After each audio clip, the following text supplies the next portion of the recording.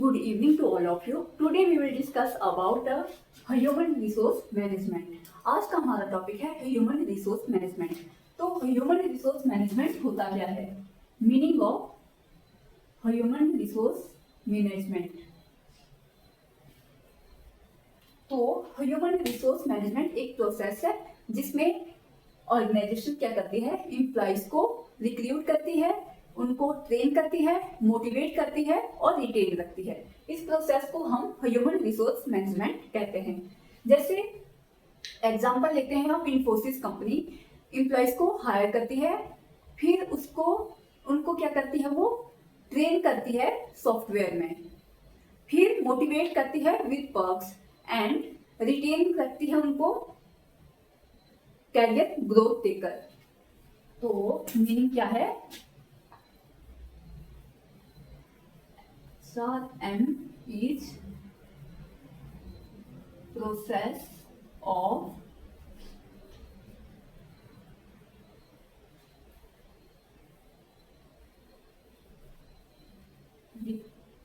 recruiting, training, motivating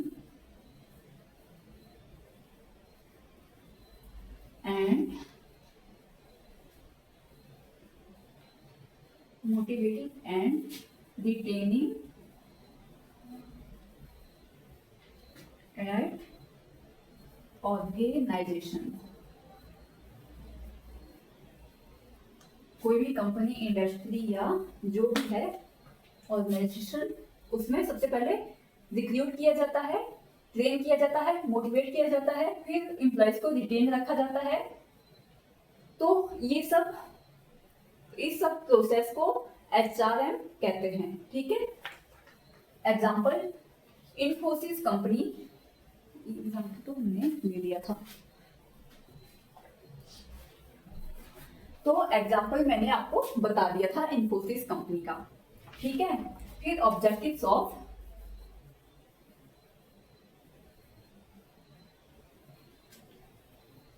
HRM.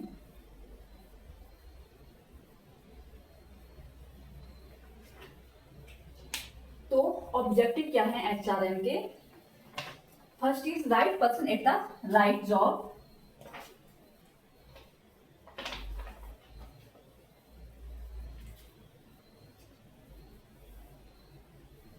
Right person at right job at right time. सही समय पर सही व्यक्ति को सही जॉब देना HRM का ऑब्जेक्ट है. Second is utilise human resource optimally.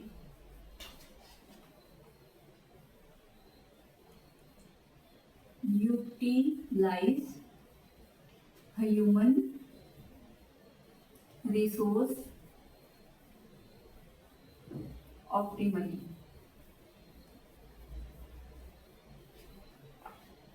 तो दूसरा ऑब्जेक्टिव क्या है HRM का? जो हमारे पास ह्यूमन रिसोर्स हैं उनका सही उपयोग करना. थर्ड है to develop employees through training and development.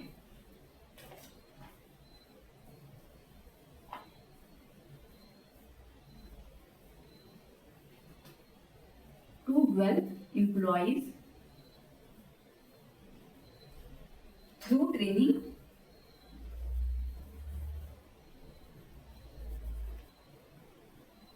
And development.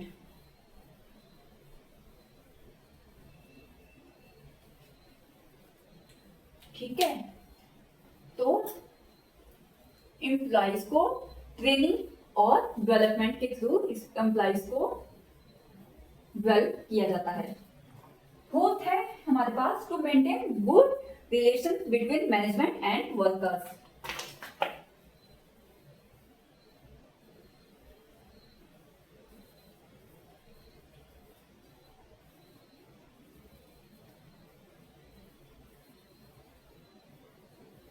between management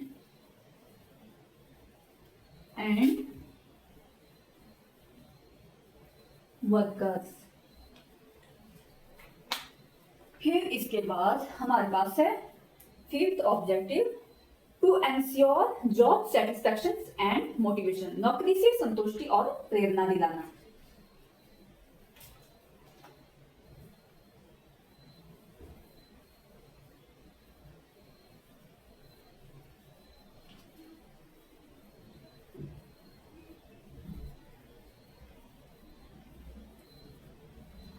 satisfactions and motivations।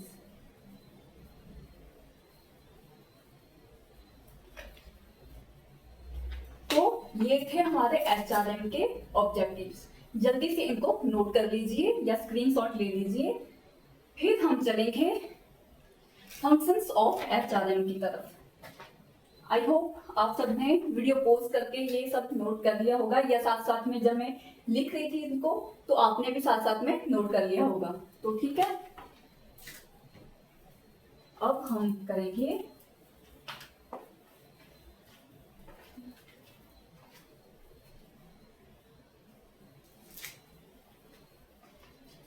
अब हम पढ़ेंगे फंक्शंस ऑफ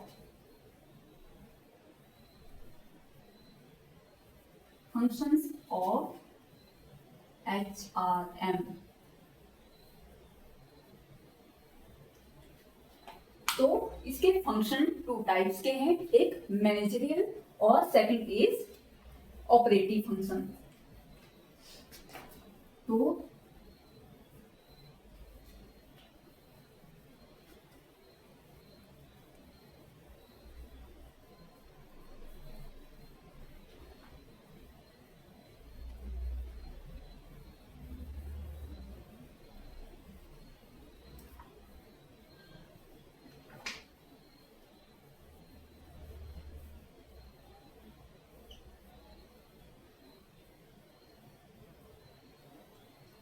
ऑपरेटिव फंक्शंस, ठीक है। तो मैनेजरियल फंक्शन में क्या क्या आता है? First is planning, second is organising,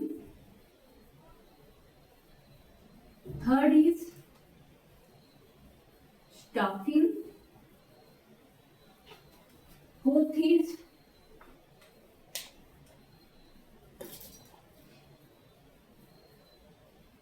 directing, fifth is motivating. तो ये हमारे डायरेक्टिंग मोटिवेटिंग एक में ही आ गया।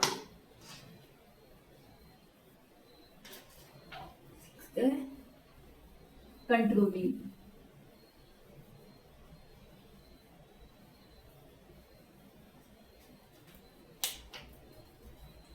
तो प्लानिंग में क्या होता है? फ्यूचर मैन पावर नीड्स का एस्टिमेशन, और ऑर्गेनाइजिंग में क्या आता है? प्रॉपर स्ट्रक्चर क्रिएट करना, जस्ट या एचआर डिपार्टमेंट बनाना। फिर स्टाफिंग, जो हम रिक्रूट करते हैं तो उसको स्टाफिंग कहते हैं। फिर उसके बाद जो हमने रिक्रूट किया स्टाफ, उसको हम डायरेक्शन देंगे, उनको प्रॉपर गाइड करेंगे और मोटिवेट करेंगे काम के प्रति। और कंट्रोलिंग कैसे करेंगे? हम परफॉर्मेंस इवेल्युएट करके इंप्रूव करते हैं, ठीक है। फिर आया हमारा ऑपरेटिव फंक्शंस। ऑपरेटिव फंक्शंस में क्या क्या है? फर्स्ट इज डॉक्यूमेंट, इसमें रिक्रूटमेंट एंड सिलेक्शन आता है। और second is development,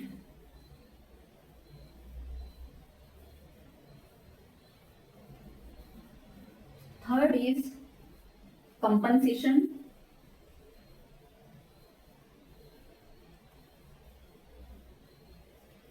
fourth is integration,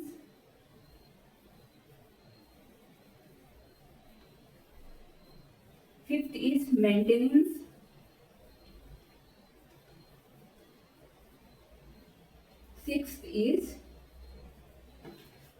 six क्या था?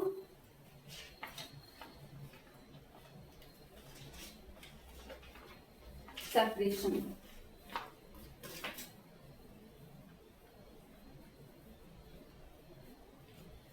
तो रिक्रूटमेंट में क्या आता है? Recruitment and selection. सॉरी, यहाँ पे ये स्टाफिंग नहीं आएगा क्योंकि ये स्टाफिंग का काम इसमें रिक्रूटमेंट में आएगा.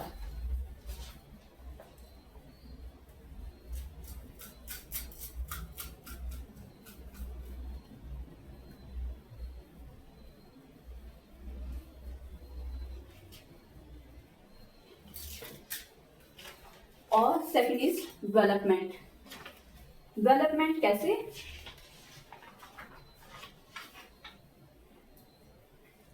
एम्प्लॉइज को ट्रेनिंग देकर और उनका कैरियर ग्रोथ करके डेवलपमेंट होती है. फिर कंपनसेट. कंपनसेट में क्या आता है? कंपनसेट क्या किया जाता है? Salary, incentives and reward compensate करने पड़ते हैं. फिर इंटीग्रेशन. इंटीग्रेशन में harmony between employees and management. फिर मेंटेनेंस. मेंटेनेंस में हेल्थ, सेफ्टी और वेलफेयर फैसिलिटी दी जाती है. और सेपरेशन में रिटायरमेंट, टर्मिनेशंस एंड रेजिग्नेशंस.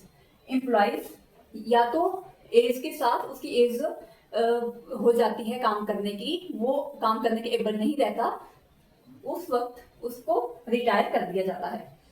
फिर दूसरा रेजिग्नेशन. रेजिग्नेशन कोई एम्प्लॉय कंपनी में काम नहीं करना चाहता, उसको बेटर अपॉर्चुनिटी मिल जाती है तो वो कंपनी को रिजाइन दे देता है, तो वैसे भी सेपरेशन हो जाता है कंपनी से. और थर्ड इज टर्मिनेशन. कोई एम्प्लॉय अच्छे से काम नहीं कर पाता तो उसको टर्मिनेट कर दिया जाता है.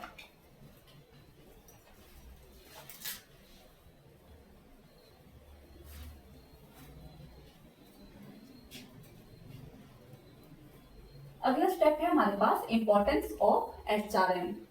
तो इंपॉर्टेंस क्या है एचआरएम की? Helps in maximum utilisation of man power. Second is build strong employer employ relations. Third is reduces labour turnover absenteeism. Fourth is increases productivity and profitability. Fifth is ensure legal compliance यानी labour laws. ठीक है, तो साथ साथ में note कर लीजिए.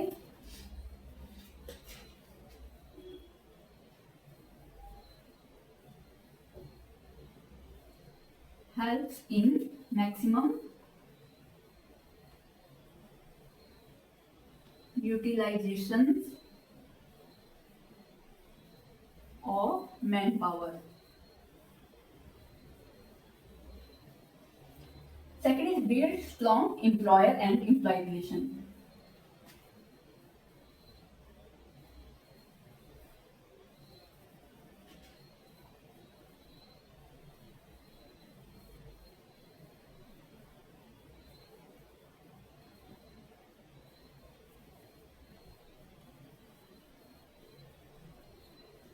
Third है reduce labor turnover and absenteeism.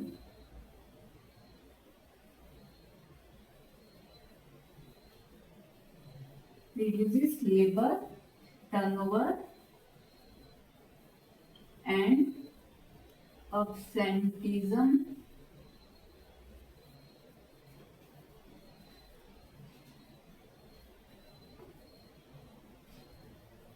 Fourth है increases productivity and profitability.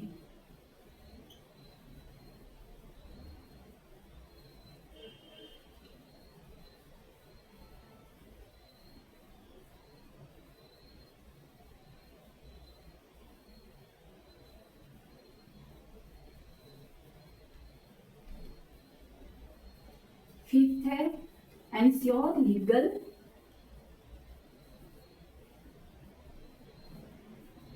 Compliance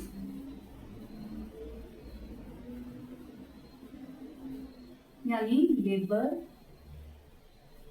law. तो ये हमारे इम्पोर्टेंस है। Helps in maximum utilisation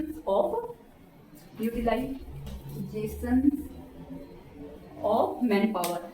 man power का मैक्सिमम यूटिलाइज एचआरएम के थ्रू ही होता है। Build strong employ and employers relations. Employ और एम्प्लॉय का रिलेशंस एचआरएम से ही स्ट्रॉन्ग बिल्ड हो सकता है। Reduces labour turnover and absenteeism. तो लेबर टर्नओवर कम करता है और अब्सेंटिज्म भी कम करता है। Increases productivity and profitability. Productivity और प्रॉफिटेबिलिटी भी इंक्रीज करता है। Ensure legal compliance labour law. HRM proper loss को फॉलो करता है ताकि बेटर एनवायरनमेंट दिया जा सके एम्प्लॉइज को।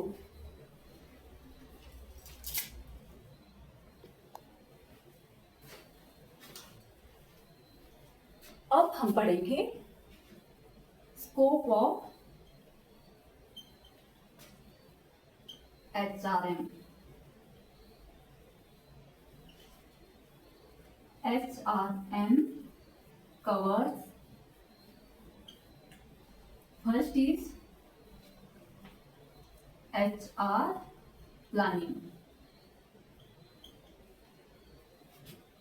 second is recruitment and selection,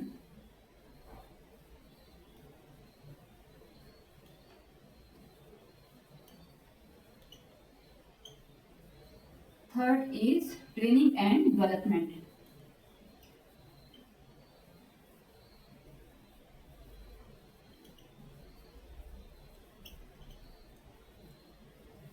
fourth is performance appraisal,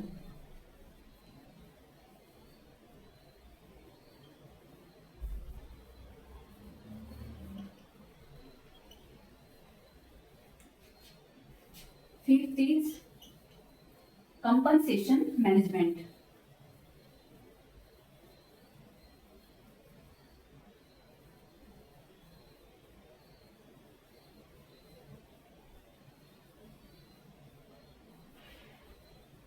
sixth is employee relations,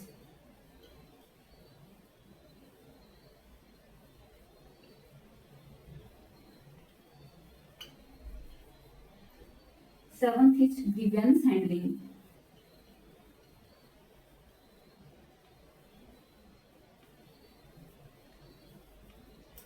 eighth is HR information system. तो ये एचआरएम के स्कोप हैं। पहला क्या है? HR planning. तो सबसे पहले एचआरएम में प्लानिंग आती है, फिर उसके बाद recruitment and selection of employees, फिर उसके बाद ट्रेनिंग एंड डेवलपमेंट आता है। एम्प्लॉइज जो रिक्रूट करते हैं उनको ट्रेन किया जाता है और डेवलप किया जाता है। तो थर्ड कॉन्सेप्ट स्कोप है हमारा ट्रेनिंग एंड डेवलपमेंट का। फिर फोर्थ परफॉर्मेंस अप्रेजल, जो एम्प्लॉइज को ट्रेनिंग करके काम पे लगा दिया गया है फिर उनकी परफॉर्मेंस अप्रेजल करी जाती है। फिर उसके बाद कंपनसेशन मैनेजमेंट, कि एम्प्लॉइज को उसके काम के लिए कितना कंपनसेट किया जाएगा उसका मैनेजमेंट किया जाता है। फिर एम्प्लॉय रिलेशंस, एम्प्लॉय रिलेशंस का मैनेजमेंट एचआरएम के स्कोप में आता है। ग्रीवेंस हैंडलिंग, ऑर्गेनाइजेशन में किसी तरह की कंप्लेंट आती है या कोई शिकायत या कोई मतलब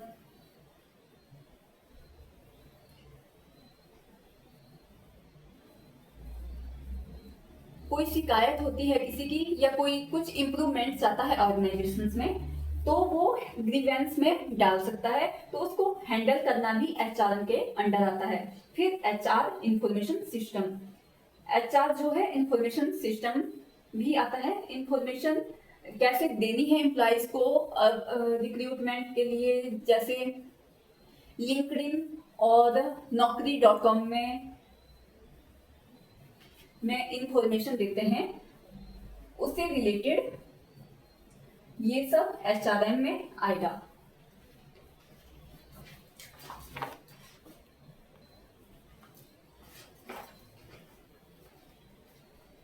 तो HR इंफॉर्मेशन सिस्टम में केवल रिक्रूटमेंट की वो एप्लीकेशन पोस्ट जो डालते हैं सिर्फ वो इंफॉर्मेशन देना नहीं, बल्कि ऑर्गेनाइजेशन के अंदर एम्प्लॉइज जो काम कर रहे हैं उनका प्रॉपर डेटा रखा जाता है इंफॉर्मेशन सिस्टम में। एम्प्लॉइज की सैलरी, उसकी अपसेंटी और उसकी सैलरी रिवॉर्ड्स वगैरह का पूरा डाटा इंफॉर्मेशन सिस्टम के अंडर रखा जाता है। फिर हम पढ़ेंगे challenges of HRM।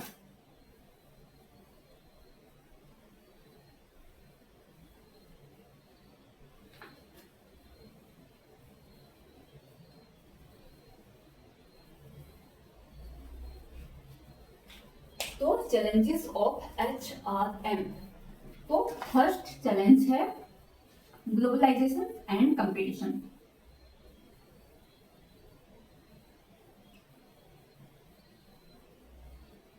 Globalisation and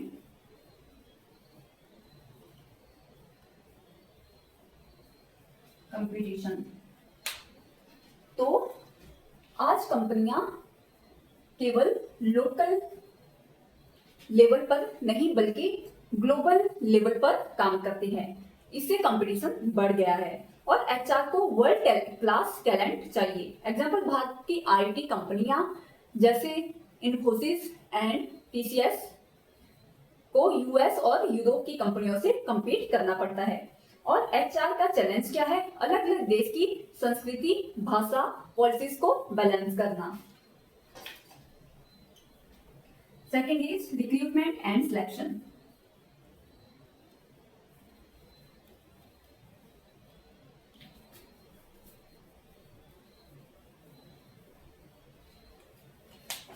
तो रिक्रूटमेंट एंड सिलेक्शंस में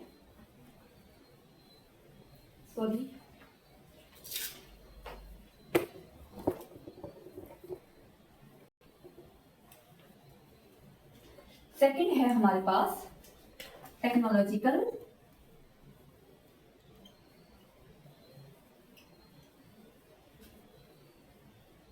चेंजेस। तो ये भी HRM के लिए बहुत बड़ा चैलेंज है, क्योंकि टाइम के साथ टेक्नोलॉजी बहुत चेंज होती रहती है। जैसे आजकल AI, robotics and HR analytics चला है और HR को एम्प्लॉयज को नई स्किल्स सिखाने, रीस्किलिंग एंड अपस्किलिंग की चैलेंज होती है। एग्जाम्पल, बैंकिंग सेक्टर में मैन्युअल वर्क कम होकर डिजिटल वर्क हो गया है। तो डिजिटल प्लेटफॉर्म में UPI, ऑनलाइन बैंकिंग बढ़ गए हैं। HR को ट्रेनिंग करवानी पड़ती है। फिर हमारे पास थर्ड चैलेंज है टैलेंट एक्विजिशन एंड रिटेंशन।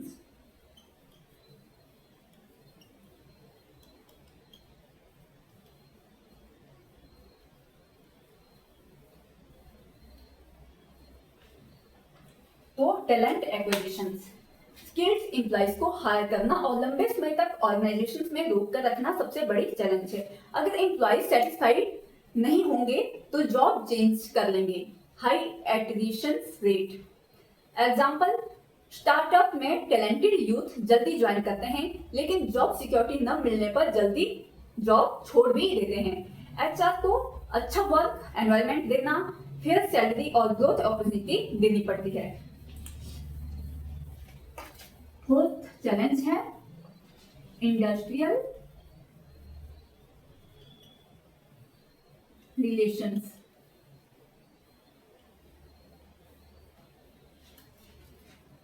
तो इंडस्ट्रियल रिलेशंस क्या चैलेंज है इसमें? HR को मैनेजमेंट और एम्प्लॉइज के बीच हेल्दी रिलेशंस मेंटेन करने पड़ते हैं। अगर कॉन्फ्लिक्ट्स या स्ट्राइक्स हो जाए तो कंपनी का प्रोडक्शन और इमेज दोनों इफेक्ट होती है। Example, Maruti Suzuki manager plant strike 2012, industrial dispute ने प्रोडक्शन रोक दिया था। एचआर चैलेंज क्या है इसमें? ग्रीवेंसेस को हैंडल करना और ट्रस्ट बिल्ड करना। फिफ्थ है हमारे पास लीगल एथिकल इश्यूज।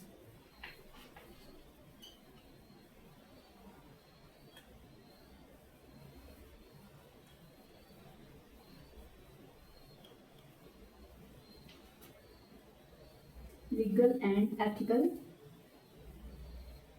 इश्यूज। तो हर ऑर्गेनाइजेशन को labour laws, minimum wages, safety norms, equal opportunity policies follow करनी होती है। एथिकल चैलेंजेस में क्या आता है? Nepotism, bias, discrimination, privacy of employees. Example sexual harassment cases and equal pay for equal work.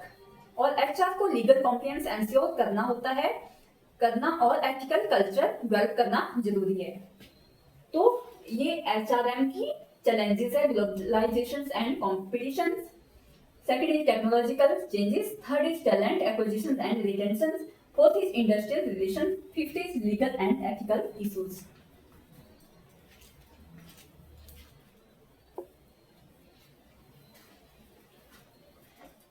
अभी हमने जो चैलेंजेस पढ़े, एचआर अगर उन चैलेंजेस को इफेक्टिवली मैनेज कर लेता है तो ऑर्गेनाइजेशन को स्टेबिलिटी और ग्रोथ मिलने से कोई नहीं रोक सकता। अब हम पढ़ेंगे मॉडर्न ट्रेंड्स इन एचआरएम।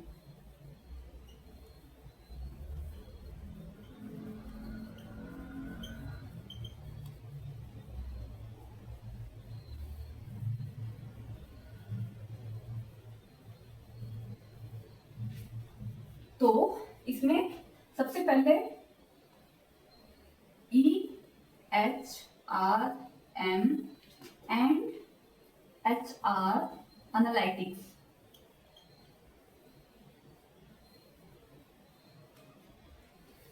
तो इसमें 2 वर्ड्स आ रहे हैं, EHRM एंड HR एनालिटिक्स। तो EHRM क्या होता है? EHRM अब HR की ज्यादातर एक्टिविटीज जैसे recruitment, training, payroll, appraisal online हो रही है। एग्जाम्पल, किसी कंपनी में ऑनलाइन पोर्टल या मोबाइल ऐप से लीव अप्लाई करना या सैलरी स्लिप डाउनलोड करना, ये EHRM के अंडर आता है। और HR एनालिटिक्स के अंडर क्या आता है? डेटा का इस्तेमाल करके कर्मचारियों की परफॉर्मेंस, अब्सेंटिज्म, टर्नओवर प्रिडिक्ट किया जाता है। एग्जाम्पल, इंफोसिस अपने एम्प्लॉइज के डाटा को एनालाइज करके पता लगाती है कि कौन सा कर्मचारी रिजाइन कर सकता है और उसे रिटेन करने की कोशिश कैसे करें। तो इसको एचआर एनालिटिक्स रिटेन करने की कोशिश करता है। सेकंड है हमारे पास remote working and work from home.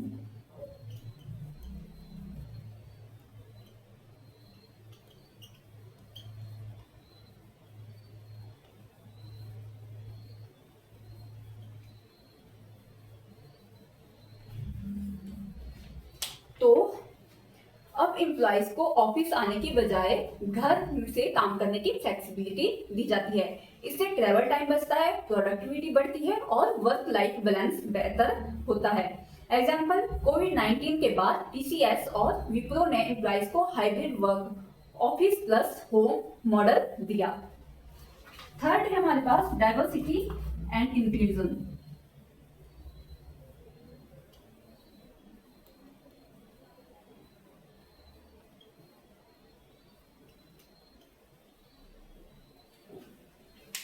विविधता और समावेशिता। ऑर्गेनाइजेशंस अब अलग अलग background, gender, caste, culture, age, nationality के लोगों को हायर करती है। इंक्लूजन का मतलब है सबको इक्वल अपॉर्चुनिटी देना और वर्क प्लेस पर रिस्पेक्ट करना। एग्जाम्पल, गूगल और Microsoft woman empowerment, LGBTQ+ inclusion और स्पेशली एबल्ड एम्प्लॉइज के लिए स्पेशल पॉलिसी बनाते हैं। फोर्थ है हमारे पास artificial intelligence in HR।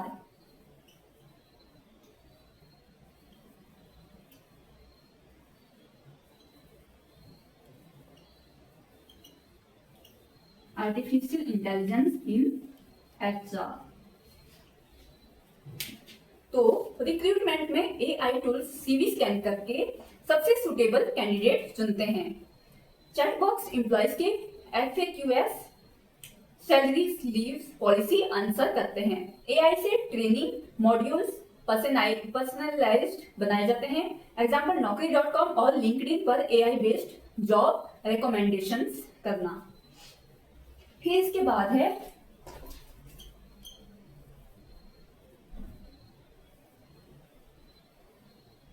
Employ wellness and work life balance.